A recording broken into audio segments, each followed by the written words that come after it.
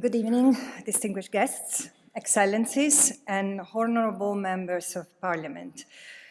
I would like to express my gratitude, first and foremost, to the Palestinian Embassy in the United Kingdom and Ambassador Zomlot in particular for organizing this important event and for inviting me. As we gather to discuss and commemorate the Nakba, a tragically defining moment for the Palestinian people, I'm aware of the limited scope of my mandate, which was conferred to me not by the Secretary General, but the Human Rights Council last year. It's okay, I forgive you. And it focuses on what remains of historical Palestine, the West Bank, including East Jerusalem and the Gaza Strip, in the shadow of the never-healed injustice that had befallen Palestine and its people. The British mandate has innumerable responsibilities, along with the United Nations, in fact, not just for being there during the Nakba, but for enabling the circumstances that made the Nakba possible. And this warrants reflection and action. It's certainly a positive development that this year, for the first time, the United Nations has called for the commemoration of the Nakba, at a tragic moment for the Palestinians under the yoke of occupation, a 56-year-old occupation, underscoring the importance of both the present and the past in order to move forward. While commemorating the Nakba, particularly in this country, may lead to think primarily of United Kingdom's historical responsibilities, I want to reflect, in fact, by virtue of my mandate, on the United Kingdom's current role and responsibility or irresponsibility vis-à-vis Israel and Palestine and the disparaging state of affairs in that tormented land. The United Kingdom, not differently from other European countries and Western states in general, still plays an influential role in Middle Eastern politics, but not for the better, and certainly not for justice. How can we expect that this country acknowledges and makes amends for its past wrongs while it's still unwilling to deal with the current injustices and with the current wrongdoings, which are evident in the lack of a principled intervention on the question of Palestine? Today, the prevailing climate in the occupied Palestinian Territory continues to be of widespread and systemic violence, maintained through an occupation under the pretense of security, which is there just to protect and expand the colonies that over 56 years have grown from 0 to 270, with a population which has grown from 0 to 720,000. Israeli government's policies and the inertia of the international community have worsened the situation, granting impunity to Israel and its army and settlers.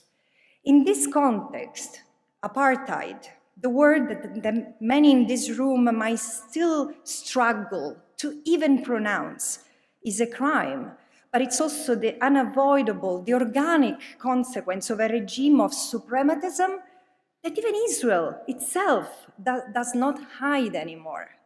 So in this respect, the recently unveiled UK-Israel 2030 roadmap, the commercial agreements that the United Kingdom maintains with Israel, and even the recent proposals to ban activities calling for sanctions and divestment vis-à-vis Israel, send really the wrong signal to a country like Israel at a moment of heightened repression of the Palestinian people, the defenseless Palestinian people under occupation.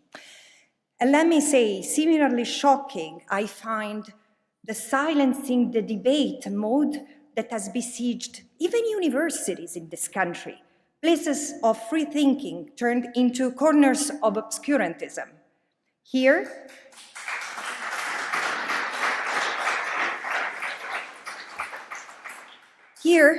scrutiny of Israel, like any other country who commit gross human rights violations, is met with censorship, and worse, with self-censorship, which I say is like censorship, just uglier, to avoid and evade spurious anti-Semitism labels. This climate serves only to stifle legitimate debate, which is essential to move forward peacefully and respectfully. As a possible way out, and since the beginning of my mandate, I've been calling for a paradigm shift in the way the international community deals with Israel and Palestine, where international law, respect for international law, is a precondition for any possible solution, let alone a negotiated one. Because international law, it's as strong as the will of states to respect it and to enforce it, and only this will make the regulatory and the remedial function of international law meaningful. What does it mean in practice? First of all, abandoning humanitarianism, treating the question of Palestine as a humanitarian crisis to solve instead of a political quagmire to resolve in line with human rights standards. And also, what's the purpose of proposing political negotiations devoid of human rights guarantees or economic solutions devoid of basic respect for dignity of human beings? The right of self-determination must be the sine qua non condition for any meaningful peace agreement. And let me be very clear on that, because I've been engaging with this right from the very beginning of my mandate. It's not complicated. It's a very fundamental right that in the case of Palestine, even preceded the codification of the right as a universal human rights for everyone. It was recognized by the League of Nations to the people of Palestine and still is unmet. The second element that I stress is that a cessation of violations and, if necessary, political, economic countermeasures to induce respect for international law must be embedded in the application of any solution. And third, justice, guarantees of non-repetition, and reparations for the crimes perpetrated so far is a must. This should be the agenda for any future roadmap with Israel.